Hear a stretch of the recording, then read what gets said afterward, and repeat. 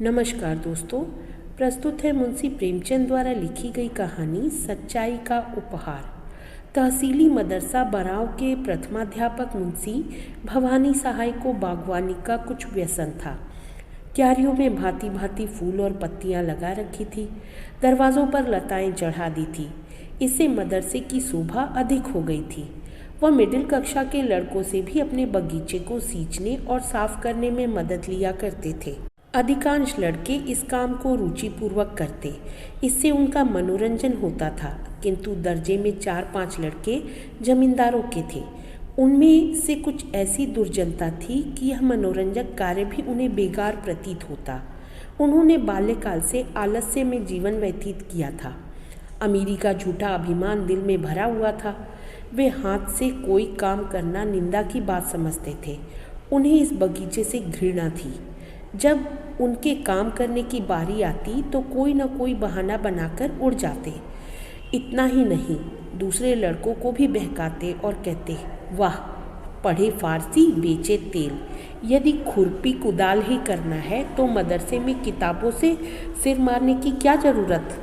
यहाँ पढ़ने आते हैं, कुछ मजदूरी करने नहीं आते। मुंशी जी इस अवज्ञा के लिए उन्हें कभी कभी दंड भी देते थे। इससे उनका द्वेष और भी बढ़ता था। अंत में यहाँ तक नौबत पहुँची कि एक दिन उन लड़कों ने सलाह करके उस पुष्प वाटिका का विध्वंस करने का निश्चय किया। 10 बजे मदरसा लगता था, किंतु उस दिन वे 8 बजे ही आ गए और बगीचे में घुसकर उसे उजाड़ने लगे।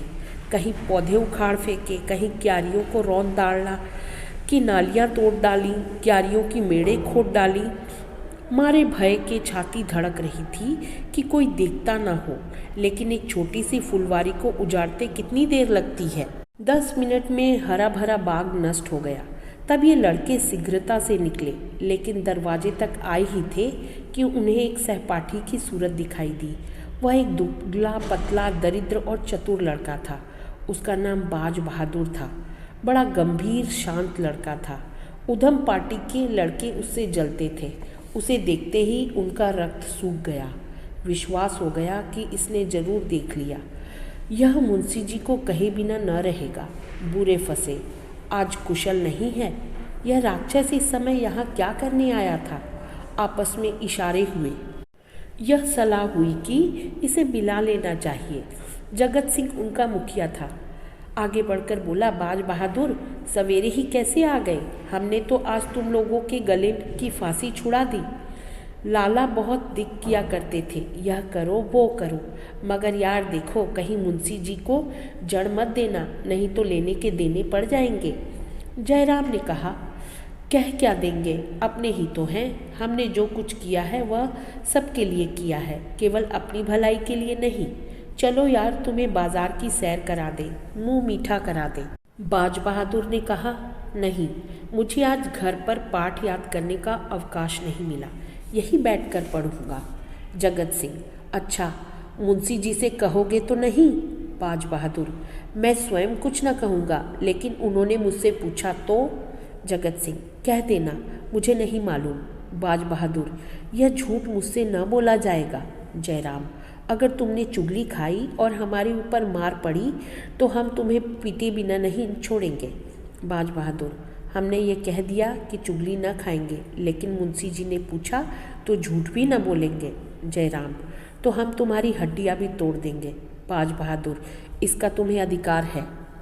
10 बजे जब मदरसा लगा और मुंशी भवानी सहाय ने बाग की दुर्दशा देखी तो क्रोध से आग बबूला हो गए। बाग के उजड़ने का इतना खेद न था जितना लड़कों की शरारत का। यदि किसी सांड ने यह दुष्कृत्य किया होता तो वह केवल हाथ मलकर रह जाते, किंतु लड़कों के इस अत्याचार को सहन न कर सके। जो ही लड़के दर्जे में बैठ गए, वह तेवर बदले हुए आए और पूछा, यह बाग किसने उजाड़ा है? कमरे में सन्नाटा छा गया। अपराधियों के चेहरे पर हवाइयाँ उड़ने लगी। मिडिल कक्षा के 25 विद्यार्थियों में कोई भी ऐसा न था जो इस घटना को न जानता हो, किंतु किसी में यह साहस न था कि उठकर साफ साफ कह दे। सर सिर झुकाए मौन धारण किए बैठे थे। मुंशी जी का क्रोध और भी प्रचंड हुआ। चिल्लाकर बोले, मुझे विश्वास है कि तुम्ही में से किसी की शरारत है। जिसे मालूम हो स्पष्ट कर दे, नहीं तो मैं एक सिरे से पीटना शुरू करूँगा।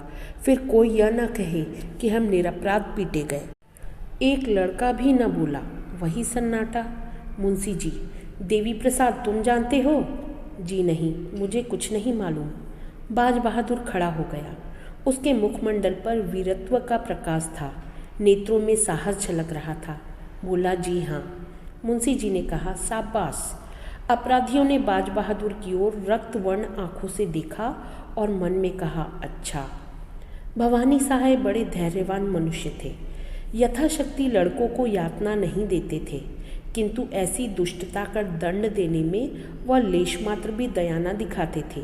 छड़ी मंगाकर 5 अपराधियों को 10-10 छड़ियाँ लगाई, सारे दिन बेंच पर खड़ा रखा और चाल चलन के रजिस्टर में उनके नाम के सामने काले चिन्ह बना दिए।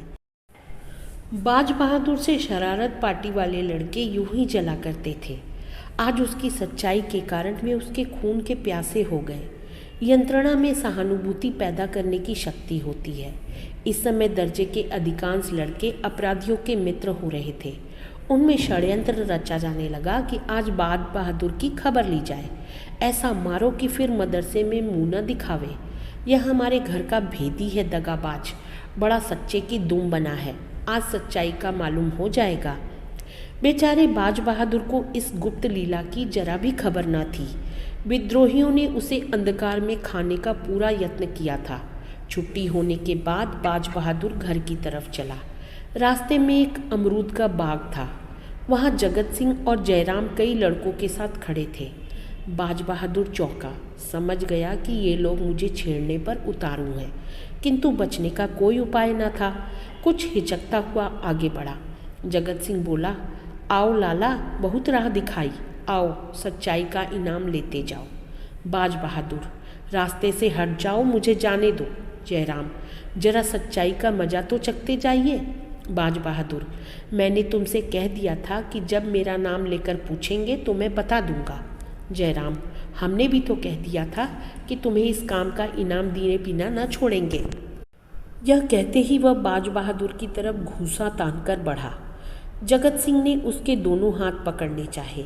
जयराम का छोटा भाई शिवराम अमरूद की एक टहनी लेकर झपटा। शेष लड़के चारों तरफ खड़े होकर तमाशा देखने लगे। यह रिजर्व सेना थी जो आवश्यकता पड़ने पर मित्र दल की सहायता करने के लिए तैयार थी। बाज बहादुर दुर्बल लड़का था।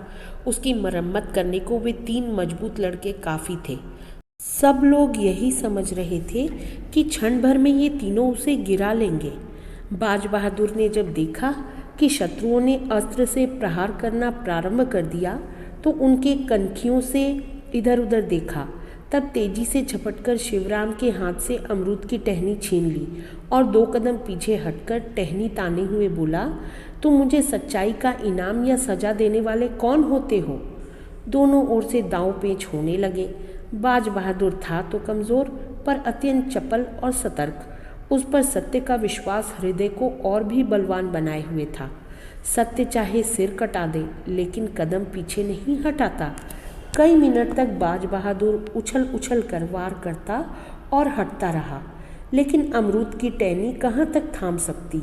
जरा देर में उसकी धज्जियाँ उड़ गई। जब तक वह उसके हाथ में तलवार रही, कोई इसके निकट आने की हिम्मत न कर रहा था। निहत्था होने पर ही वह ठोकरों और घूसों से जवाब देता रहा, मगर अंत में अधिक संख्या ने विजय पाई। बाज बहादुर की पसली में शिवराम का एक घूसा पड़ा कि वह बेदम होकर गिर पड़ा। आंखें पथरा गई और मूर्छा सी आ गई। शत्रुओं ने यह दशा देखी तो उनके हाथों के तोते उड़ गए। समझे इसकी जान निकल गई। बेतहाशा भागे। कोई 10 मिनट के पीछे बाज बहादुर सचेत हुआ। कलेजे पर चोट लग गई। घाव ओछा पड़ा था। तिस पर भी खड़े होने की शक्ति न थी। साहस करके उठा और लंगड़ाता हुआ घर की ओर चला। उधर यह विजय दल भागते भागते जयराम के मकान पर पहुंचा। रास्ते में ही सारा दल तितर बितर हो गया। कोई इधर से भाग निकला, कोई उधर से। कठिन समस्या आ पड़ी थी। जयराम के घर तक केवल 3 सुदृढ़ लड़के पहुँचे। वहाँ पहुंचकर उनकी जान में जान आई। जयराम, कहीं मर ना गया हो? मेरा घुसा बैठ गया था। जगत सिंह, तुम्हें पसली में नहीं मारना था, अगर तिल्ली फट गई होगी तो ना बचेगा। जयराम, यार मैंने जान के थोड़े ही मारा था, संयोग था, अब बताओ क्या किया जाए। जगत, करना क्या है, चुपचाप बैठे रहो। जयराम, कहीं मैं अकेला तो ना फंस जाऊंगा। जगत, अकेले कौन फंसेगा, सबके सब साथ चलेंगे। जयराम, अगर बाज बहादुर मरा नहीं है तो उठकर सीधा मुंशी जी के पास जाएगा। जगत, और मुंशी जी कल हम लोगों की खाल अवश्य उधेड़ेंगे। जयराम, इसलिए मेरी सलाह है कि कल मदरसे जाओ ही नहीं, नाम कटा करके दूसरी जगह चले चलें, नहीं तो बीमारी का बहाना करके बैठे रहें।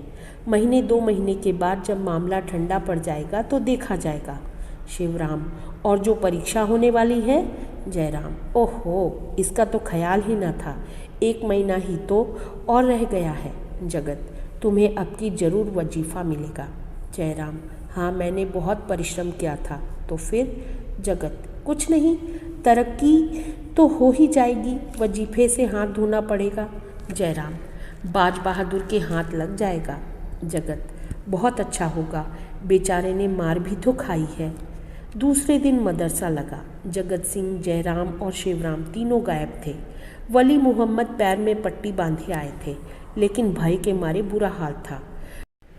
कल के दर्शकगण भी थरथरा रहे थे कि कहीं हम लोग भी गेहूं के साथ घुन की तरह न पिस जाएं। बाज बहादुर नियमानुसार अपने काम में लगा हुआ था। ऐसा मालूम हो रहा था मानो उसे कल की बातें याद ही नहीं है। किसी से उसकी चर्चा न की।